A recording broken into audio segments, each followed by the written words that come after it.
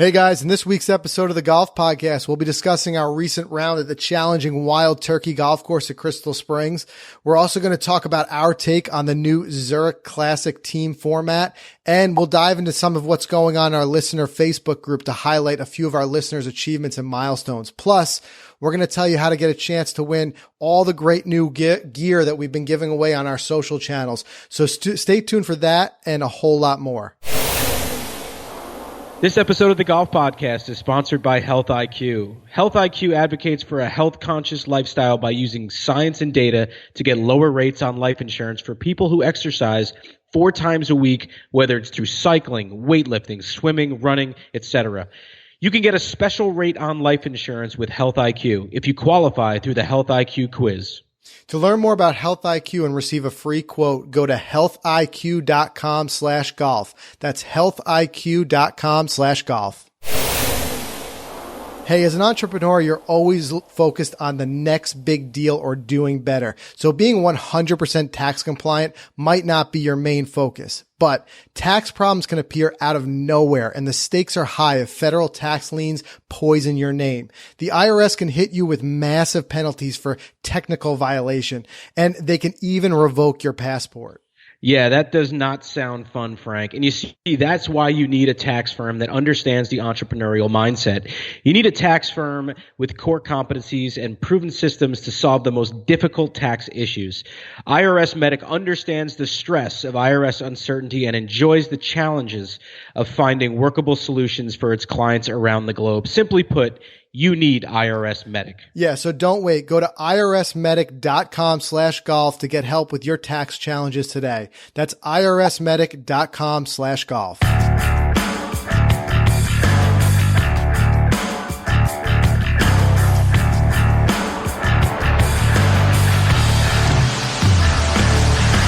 Welcome to the Golf Podcast, presented by Golficity, where we bring you the tips, instruction, and support you need to get the most out of your golf game.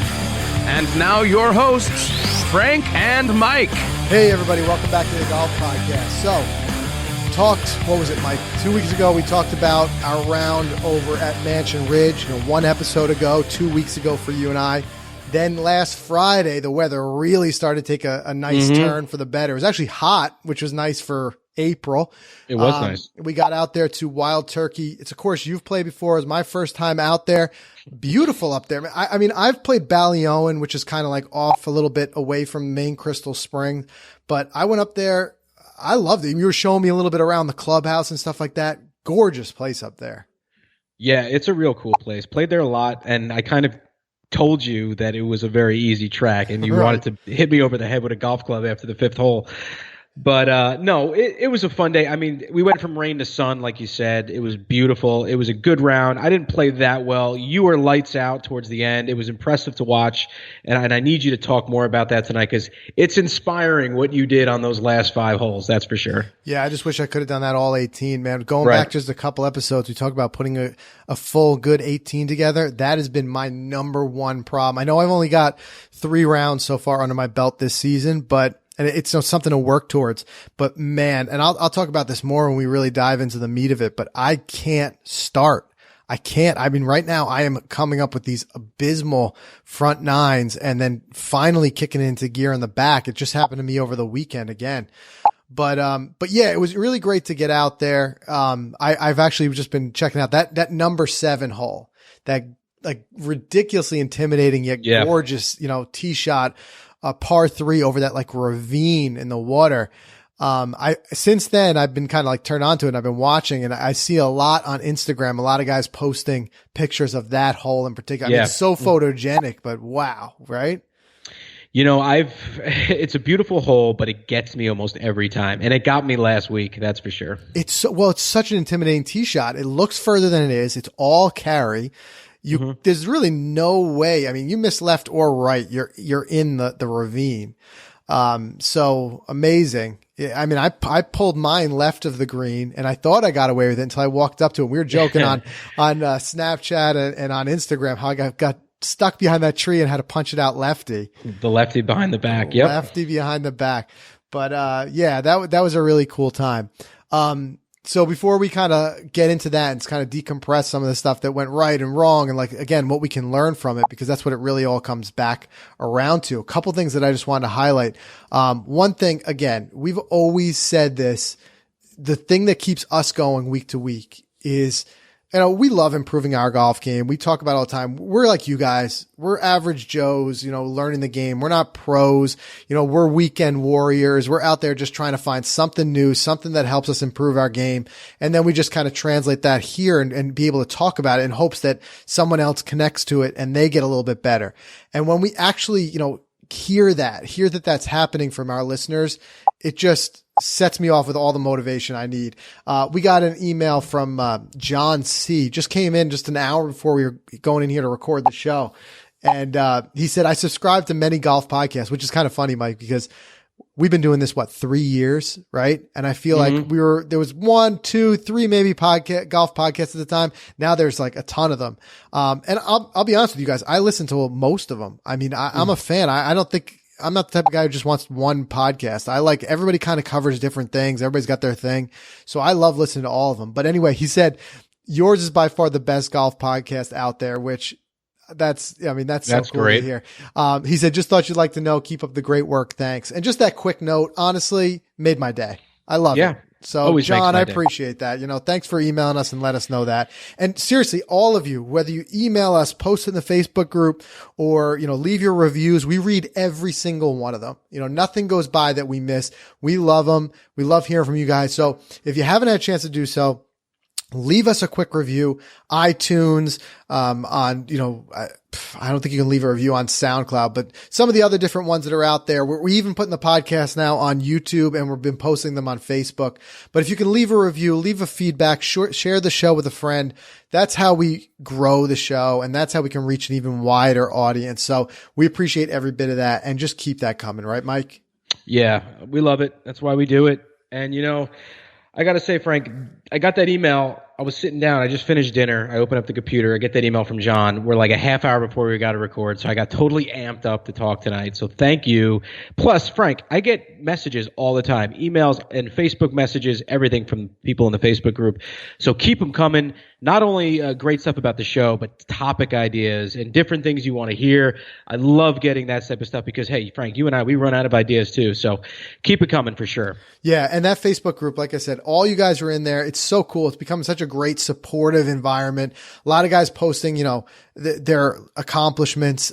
We saw one this week that kind of really stood out that I love to see because it's showing like 2 generations and progress all around. One of our listeners, Tad, he said, my 14-year-old beat him today. He said he bought him a new, all new Nike Vapor clubs last year. And then he said, and Callaway used for myself. He's like the things we do for our kids, but right. So cool. I mean, 14 years old, already playing at that level and just getting out there. Again, one more thing that I love about this sport, it's, can be multi-generational. You can be playing at so many different ages. It's something you can share with your kids. We did episodes on that. That's so cool. I can't wait till my daughter gets old enough. I know you've been really working with your daughter on getting that swing, started. And, I can't wait till my daughter gets old enough. I can take her out there. I love that idea you did, kind of switching gears real quick, but she was having trouble lining up her stance. So you created that board, right? She has to put her toes against. Tell me about that. Her alignment was horrific. Now, just granted, she's 4. 4 years old. Right. But still. But yeah. I'm sitting, 10 feet in front of her and I'm saying, just hit the ball to me. And it's not that easy for them because they don't understand what that means. Hit the ball to me. So she was lined up left. She was lined up right. And I was trying to explain to her, you're aiming the other way. Do you understand what that even means? And she's just looking at me laughing. So I said, all right, here's what we're going to do. I had this little 2x4. I think it was maybe 1.5 feet long from this project I was doing. And I just drew a line down the middle of it. And I said, get up to the ball and put both your big toes need to be touching the wood. And that line needs to be between your feet. And every time, Frank, lights out. She gets up to the ball, she lines up, she swings, and she crushes it. She's 4. So you change the alignment and look just with a simple piece of wood. That's so smart and so simple. I love that. Mm-hmm. But it's so cool too, what they pick up just from like being around the game and watching it, cause my daughter's so young. She just, I haven't even really gotten her involved in it, but she just picks up on it. The other day, she's got this like really long stick that's like, it's like for bubbles or something. I don't know. And I see her swinging it and she's hitting this like soft, like Nerf ball around the house. And I'm like, what are you doing? And she's like, I'm playing golf like you, Dad. Right. And I'm like, that's awesome. That's so cool. So she's just like, she gets it. She's putting two and two together. And, my wife yells at me that I watch a little bit too much of the PGA Tour, but I'll be like, hey, look what I'm instilling in her, right? Exactly. Future man. athlete. You nailed it. Yeah. You're right. But again, going back to the Facebook group, so cool. All the stuff that everybody's sharing. The group is really growing. We're growing by, like a couple dozen a week, new listeners. We're up to, I think 420 as of we're recording this, listeners who are in the group, guys from all over the world sharing, some of their stuff. We got some great pictures here. Sebastian had shared from his trip to the Czech Republic where he got to play 4 courses in 4 days. So it's stuff like this. I just love seeing this, even when it's a nice little distraction from work sometimes. But guys, keep it coming. The group is becoming like a really cool place to just kind of discuss our game. So we appreciate every bit of that. And if you haven't joined it yet, check it out. Just go to Facebook, just search the Golf Podcast under groups. You'll see us pop up. Just join the group and hop in. The other thing I like about the group is I get to kind of get a little bit of you guys' feedback. And I had been kind of all over social media last week trying to get a feel for what people thought of the new team format for the Zurich Classic.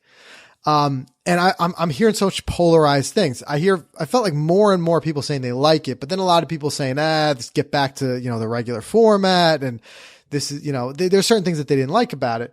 And I think a lot of that also is fantasy golf because there's no structure around it. So they're not doing fantasy. But so I'm like, let me get a feel for our listeners. I posted a quick, easy poll in the group. I said, love it or hate it, guys. And I've never seen such a lopsided poll in my life. 100% of the people who answered said, love it. So, and you know what? I'm of that same sentiment. I tuned into it. I loved it. Watching that end, the chip in eagle to force a playoff.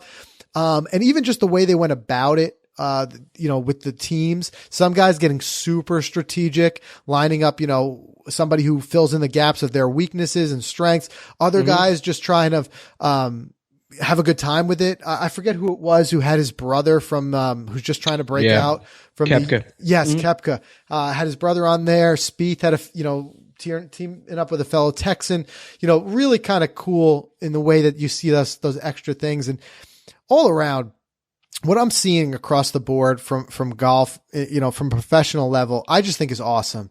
It's such an old sport. It's been around for so long, and yet it's so innovative right now. And they're really staying ahead of what's going on, in order to keep the younger fans and people, involved and attracted to it. And I got to commend them for that. The other one who's taking a huge step that direction, has been the LPGA Tour. And I know the leadership there has been really committed to it. Did you happen to see the article today on Golficity talking about the ShopRite LPGA Classic? No, I missed it. So how cool is this? How the PGA Tour and the LPGA Tour will just do exemptions sometimes. Sure. Who gets on. So when they have an extra spot, and usually it's just their choice. Well, here they're actually getting the fans directly involved, not even on the LPGA's website, on Twitter. They posted a Twitter poll, and whoever comes out on top of the Twitter poll who gets to play. So they've got Carly Booth in there, Blair O'Neill, Sharmila Nicolette. So how cool is that? And I think I got to see. I think Blair O'Neill was in the running, was in the lead. Really? What about Paige Spiranak? Is she on that list? She's not on that list. As of right now, there's 5 days left. There's already 14,000 votes. Blair O'Neill has got 40%. Carly Booth is just slightly behind her at 33%. Wow. But cool. I mean, again, just having fun with it. At the end of the day, it's a game, that's great. And it's something like that. It gets the word out. I see the ShopRite LPGA Classic is on Snapchat. Yeah. Right? There you go. It's smart. Like, get out there. It's cool. Have fun with it. So it's like what we do when we're out on our rounds, Exactly. So and Frank, I put a poll out when I try to fill a foursome, anyway, who's interested, who do you think is most worthy to come in the foursome this weekend? Vote on it, send it in. No, but that's pretty cool though. I like that. It really is cool. It really is. And it made me think, just shifting gears real quick. We've been getting a lot of notes from you guys, from our listeners, both email and in the group, saying we got to put some sort of our own Golficity, like tournament together, or even some regional ones, get some people together. It's been something we've had on our mind for such a long time. It's just so hard because our audience is so spread out all over the world. But we got to find a way. We will do something. We talked about, we started toying around with it with VPAR to see if we could get, a virtual thing going where you played your own course against your handicap, against the slope, and like everybody put it together, but it's kind of got a little confusing. We're trying to find a good way to do that. And when we do, we'll get everybody it out there so everybody knows, and we'll do that. We got some cool stuff we're going to be doing too. We're going to be doing an entire live episode on Facebook Live. We're going to record the whole thing on Facebook Live. That's coming up this summer. As soon as we get some time to actually get in the studio together and do it, that's going to be a lot of fun. And the cool part about that, we'll let everybody know when it's coming so you can kind of set your calendar for it, because while it's live, we'll be answering your questions as you post them in the comments for the live group. So that'll be a lot of fun. We'll let you guys know when that's coming up. But a lot of cool stuff, but we got a lot to talk about this round. So I want to get into that. So let's do this. Let's do a quick word from our sponsor, and then we'll talk about, how we did at Wild Turkey. You may know the USGA mostly for their 14 annual championships and competitions. Their competitions are widely looked upon as the ultimate tests in golf, but there's a lot more about the USGA you may not know. Yeah, the USGA's innovation team has just come up with a resource management app that helps course superintendents know how to better allocate their resources and help ensure a better experience for golfers. Plus, the USGA's handicap system helps level the playing field and makes the game more social. Exactly, Mike. And along with the RNA in Scotland, the USGA is modernizing the game's rules. They're even asking us for feedback, and you're invited to share that with them anytime online. There's a lot to love about golf, and the greatness of the game brings out the best in all of us. Discover more at usga.org. All right, Mike. So let's pick apart this round, because there's a lot again. And the reason we do this is not just to talk about what we did, but because we've been doing, this has got to be, let me just look at the notes here. We're at episode 166. So we've been doing this a long time. We're talking about tons and tons of instruction. So it gets to a certain time where it's like, all right, let's put our money where our mouth is, get out there, put it in practice. I mean, we're doing that all the time, but like a little bit more formally for this purpose of the show. Get out there, do it. As we always say, we're not pros. We're learning just like you guys as we go. So there's things that we're reminding ourselves, things that we're talking about right here, on the show. Some of the guests we've had, some of the pros who've come and offered some of their instructional pieces. We're trying to, bring all that out to the course just like you guys are. So we do that, and then we kind of come back to the table and learn, like, what is there that we can do? So it's been a lot of fun. Last episode we talked about Mansion Ridge. This episode we played another course that was challenging, Wild Turkey and Crystal Springs. So I want to kind of get into that and talk about how that went. And for anybody, again, who's following us on Instagram and Snapchat, and even in the Facebook group, because then what we like to do is take those whole stories and just bulk upload them there for anybody who missed them. But we have a ton of fun, joking around a little bit, making these stories. We do little fun competitions while we're out there closest to the pin, all those different things. We post some of our great shots, some of our terrible shots, and we have fun with it. So make sure you're following us on that. You'll be able to check that out. But Mike, let's talk about it. So what's some highlights? What are some areas of the game, of your round that you feel like, we can learn from? Well, I was going to get off to a great start until I shanked the old 9-iron right. You remember that? Yeah. It wasn't a good start. But, let me tell you, I played pretty well on a couple of holes. And, I know that sounds kind of strange to say, oh, I only played well on a couple of holes. But there were some things I tried to work on and improve out there. I'm really trying to get rid of this inside-out swing because you notice a lot of my shots did leak right. We're not talking about the slice rights. I mean, I know what that's from, and I'm trying to fix that. But, pushing the iron shots right, Frank, I've missed a lot of greens because of it. I went back to my stats, and, I looked again at where I was missing. And, again, everything was right. So I know what I need to work on, and it's been about 3 rounds now. I just played today, and then we're talking about the round with you and I. So in the last 2 rounds, I pushed about 14 to 15 shots right, probably leaving, 5-6 strokes out there easily. Yeah, and that's the thing. And that becomes, I think, a big part of the frustration is when you're leaving those strokes out there. My biggest thing, like I said at the top of the show, is getting started. Now, I'll give you this. I played the first hole incredibly well. At least I felt I played it well. It was, that beautiful, nice, long downhill par 4. I hit my driver right where I wanted, middle of the fairway. I'm looking at my Arcos here, 9-iron, 149 yards, put it on the green. But I'll give you this. I 3-putted it. I 3-putt a ton that day. We were kind of laughing. We could not get over how slow those greens are because they had just been aerated. I mean, covered in sand. They had put a ton of sand on them.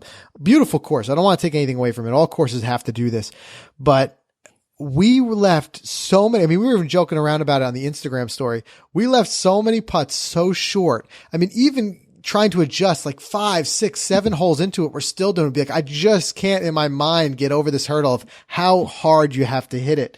So that also left a lot of strokes on the table. But that second hole, I struggled. I pushed my 7-iron into that trap and then flew it from the trap, and I just never could recover.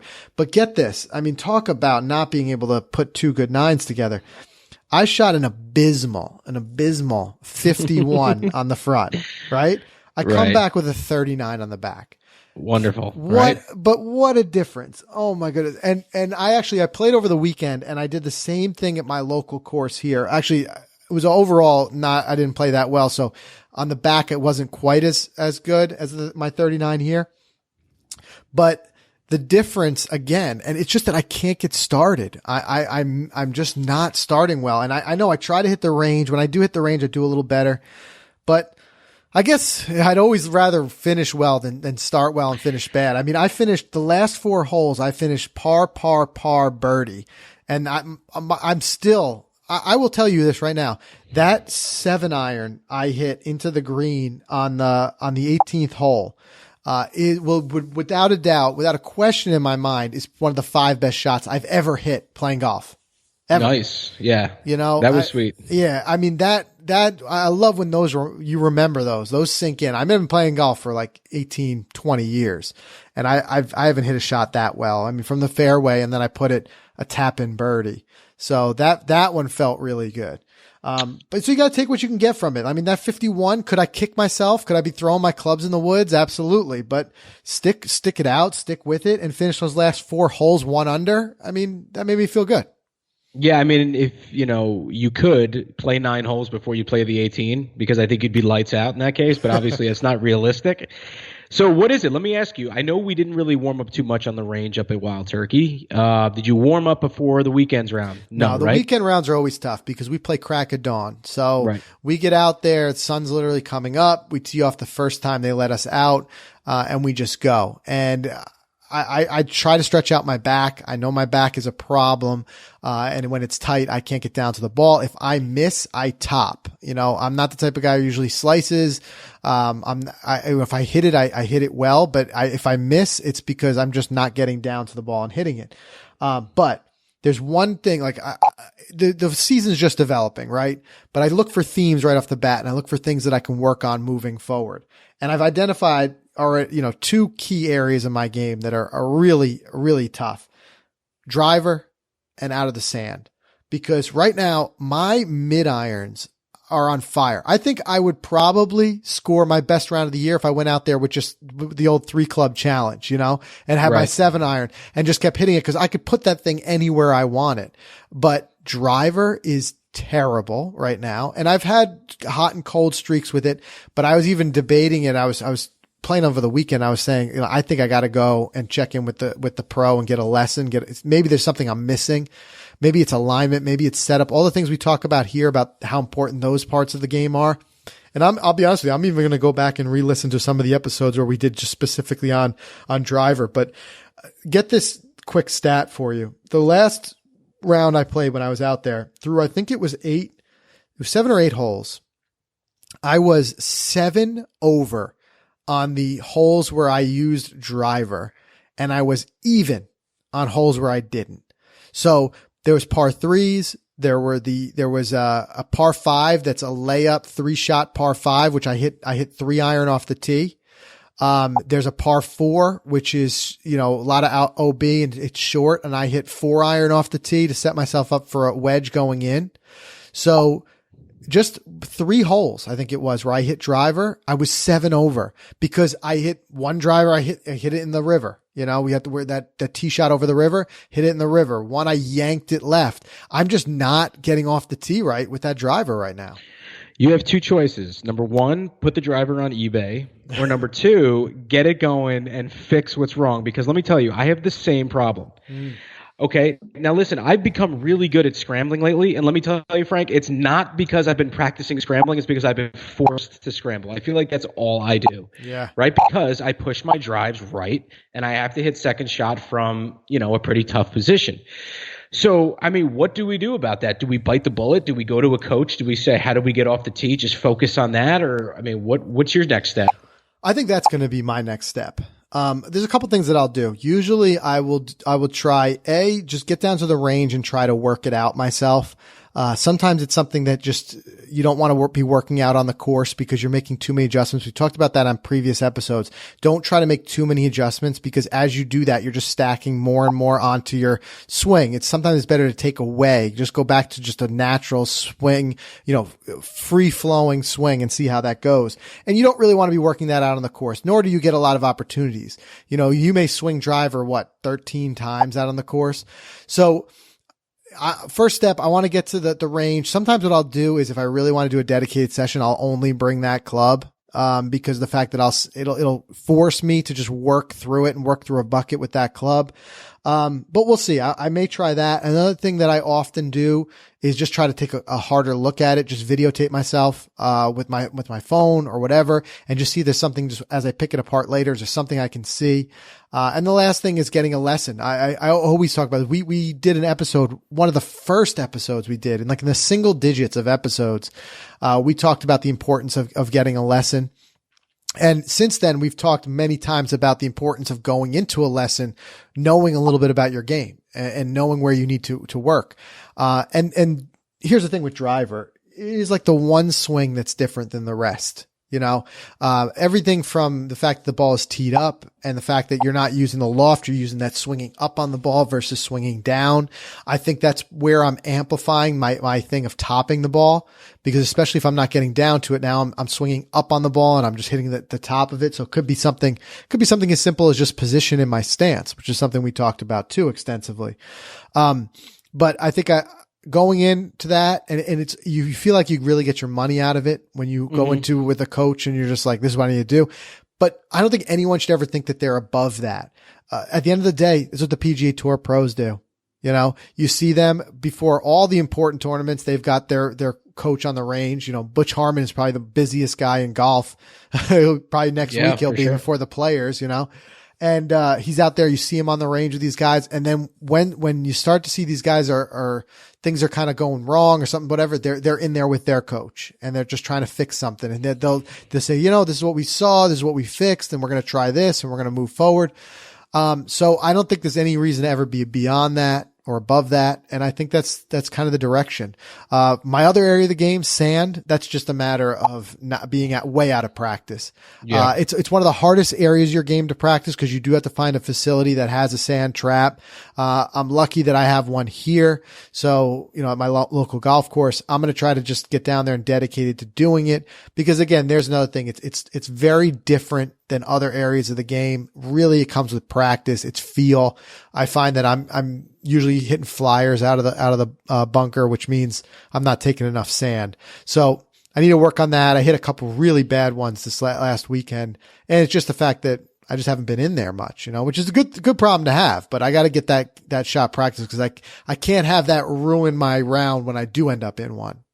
Yeah, see, I like what you're doing here because you're kind of doing like an early season progress report. You're not coming back to your game in like June and July and saying, okay, I got to get to this, and then it's the fall, and then we throw our clubs in the garage, and that's it. So you had a couple rounds under the belt. I've had a couple as well. Do that early round progress report. I like what you're doing. I'm writing down stuff as you're talking, and I'm going to try to get that early tune. I mean, it's May 2nd. I mean, it's early. I made my 2 things. I told you, driver, inside out swing violently, causing the big slice, and the pushing my mid irons right. I wish I had your mid iron game. I would be lights out. I would hit my hybrid off the tee and I would have the best game because my chipping with that 56-degree wedge, when my putting's on, forget it. Hey, if you're really pushing those mid irons right, make sure you're, like we talked about when we were at Top Golf, make sure you're clearing your hips. Make sure you're turning those hips and creating an area that's that slot where your hands can swing through. Because when I push mine right, that's what I do. I'm not clearing my hips, because especially if you're not quite, especially with a mid iron, if you're not quite confident in the club and the distance, sometimes you'll steer it. You'll get a little bit more arms and handsy than you are your real swing, firing with the hips. And if the hips don't turn and don't stay back, the hands have nowhere to go but come down and across. And that does do that for, we're both righties, that pushed right ball flight. I get that a lot. Right. You know what? When I was using the impact snap at the beginning of the season before the courses were open, then I was going to the range, I thought I cured it, and then I stopped using it. So is it possible that maybe my hips aren't in sync anymore? I should just keep using the aid that I like, just keep using it. I would keep that practice, so that muscle memory is really working, and then see if it translates. It just shocks me that I can forget it so quickly. Maybe, it wasn't ingrained too deep, Frank, Yeah. I gotta get back on it. Well, it takes a lot more than you think. I mean, as much as, you get a chance to get out there, we see it where, like, the pros, it'd be like, listen, you got to do like 150 swings repetitively until you start to groove a little bit of a muscle memory. But now you still have what, 1 or 2 lessons left at Golf Tech? I think I do. I gotta look into that. Because if you do, I think this is the time to cash it in. I think this is a good tip for all of our listeners. Get out there the first couple rounds of the season, whether this is your start of your season, it could be your off season, depending on where you're listening. But I think a good thing is get out there. Don't get discouraged by not playing well, because it's your first time back. There's going to be some hiccups, but take note of what they are rather than just getting frustrated, which we all do. I was very frustrated this past weekend when I was playing. But try to make those notes and then see if you can get an early season adjustment. Rather than waiting until you're really slumping or something mid-season because you've now complicated the issue by trying too many things. I think it's a good idea. Get out there to a golf coach, identify a couple areas where you're struggling, and then try to get those righted before the season really kicks into gear. And you'll essentially be benefiting from it for most of the season. Yeah, definitely. I totally agree. I'm going to get on it. And especially then, you're doing it. You've got a couple rounds on your belt, and you do know what's going on. Yeah, exactly. Rather than going in the off season, it's great, but you go in the off season, you don't really kind of know. You're just kind of assessing as you go. But if you can kind of see, like, this is what I'm doing, and the more data you can go in with, the better.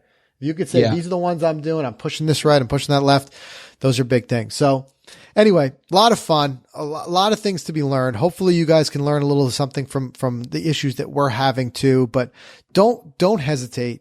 Post any type of issues you may be having, along with the successes. I love hearing all the successes, but post them in the Facebook group. Let us know some of the things you're struggling with. And I encourage it there too. As much as I love when we get the emails directly, which you can email us anytime at podcast@golficity.com. I think posting it in the group is often the better way to go, because even if Mike and I don't have the answers, sometimes one of the other 450 listeners who are in there, one of them might have the answer. One of them may be struggling with the same type of thing. So Mike and I will try to hop in and answer as much as we can. But it's a great way to get a quick answer, because a lot of guys, that struggle with the same type of stuff. So if there's an area of your game where you're struggling, let us know in there. Go ahead, Mike. You had something else? Right. Yeah. I just want to throw this out there because this kind of sums up my round in one quick thing here. Hole 7, you just talked about it earlier. Yeah. Double bogey. Moved on to hole 8. Here we go. Hole 8, par 5, Frank. 271-yard drive down the middle. 223-yard hybrid to the green. 2 birdie. Follow that up on the 9th hole with a triple bogey. And that's how I ended my 9. Double, birdie, triple. That was my day. It was fantastic. But I had a lot of fun, man. That's that old feast or famine golf that I talk about. Yep, exactly. And it's just one area to the other. But hey, that shows a lot of promise though, because I know you're saying you're struggling with your driver, but that was a great drive you hit on that. And then those hybrid, you've been hitting those like awesome. Right. So it could be something as small adjustments, but again, a lot of it is mental game too. We've talked so much about that. Mental game is what it takes to keep that discipline for every single shot. and that's where we start to see like a feast or famine. Sometimes it's with the mental game. Sometimes a little bit, not quite processing out that we talk about strategy and execution. Always start by having an iron out strategy, what you want that ball to do, like have a target, have all that set up, and then just let it, lock it in, but let it go so you can switch into execution mode and then just get up there and swing the club. So that's an important one. Yeah, man. Totally. Love it. Okay. So before we wrap it up, again, I just want to quickly thank our sponsor, the USGA. You may know the USGA mostly for its championships, but did you know the USGA is working to modernize golf's rules by making them easier to understand and apply? And they're working with golf facilities to help reduce their dependence on critical resources, including a reliance on water. Plus, the fact that the USGA's handicap system, it's used in more than 40 countries around the world, Mike. There's a lot to love about golf, and the greatness of the game brings out the best in all of us. So discover more at usga.org. Absolutely. Okay. So again, everybody, if you haven't had a chance, check us out in the Facebook group. Make sure you're following us on Instagram. Oh, that's what I wanted to mention too. We talk about the giveaways. We're trying to do at least one giveaway a week. Whether it be gear that comes in, some, golf podcast merchandise, whatever. We're trying to give as much of that as we can away. The quickest, easiest way to do that, we do like some really quick contests on Instagram. So make sure you follow at Golficity on Instagram. Plus, Mike and I take over the story feeds when we get out there and we get a chance to play.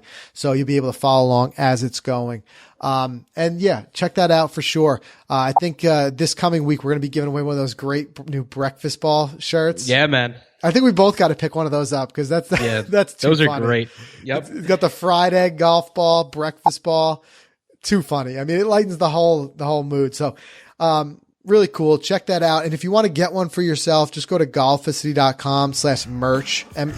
You can check that out. There's also a link on Golficity. So check that out.